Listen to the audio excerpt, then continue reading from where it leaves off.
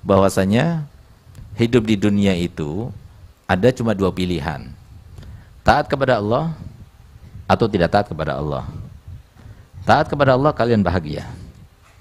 Tidak taat kepada Allah, maka kalian akan sengsara. Itu adalah sebuah sistem yang baku berlaku di muka bumi ini.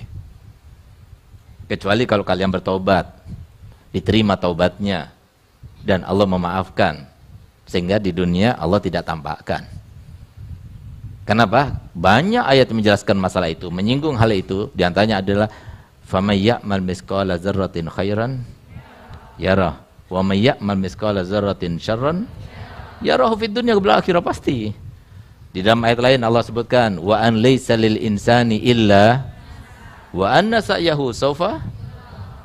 Pasti tampak, dia lihat nanti. Lihatnya gimana? Kalau bahagia itu, kalau kebaikan yang lakukan, dia akan bahagia, tenang hatinya. Coba lihat, kalau kita sudah bangun malam, tahajud, baca Quran, tenang hati kita. Kenapa? Ketaatan.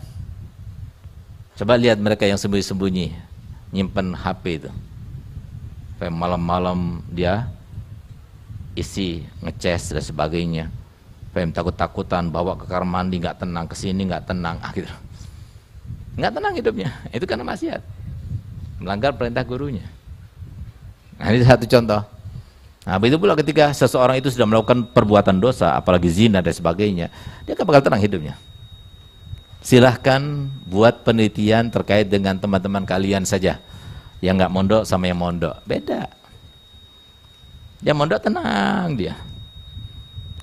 Makanya kan saya katakan, ketika kalian itu pertama kali masuk gerbang kemarin, 2 minggu lalu atau 3 minggu yang lalu, apa yang kalian rasakan? Berat sekali. Kenapa? Karena terlalu banyak maksiat di luar sana.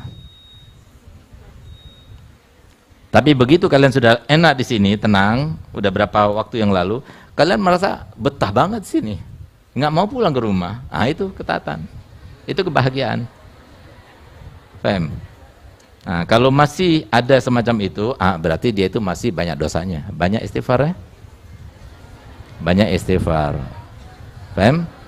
Nah, ini salah satu contoh ya. Nah, kenapa? Karena sifat daripada dosa itu ya begitu, panas, nggak enak.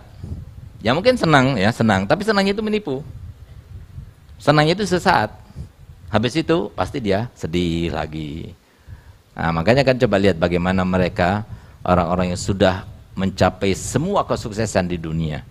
Baik itu mereka para artis di luar negeri sana ya.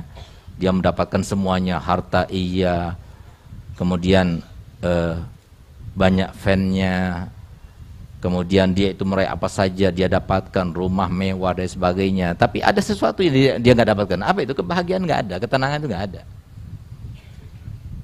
Sehingga Pak, dia coba-coba ganti pasangan ini, ganti pasangan itu dan sebagainya untuk mencari kebahagiaan itu, tapi dia nggak dapatkan. Sampai akhirnya meninggal. Banyak kan? Mereka akhirnya bunuh diri. Kenapa? Karena dia nggak dapatkan apa itu, gitu. Dia cari. Kenapa dia nggak tenang? Begini nggak tenang, begini nggak, itu. Rahasianya Pak, rahasianya karena dia itu melanggar dan membangkang perintah Allah SWT dan Rasulnya Muhammad SAW. Nah, oleh karena itu maka kalian itu harus mensyukuri. Kalian sudah berada di jalan yang tepat.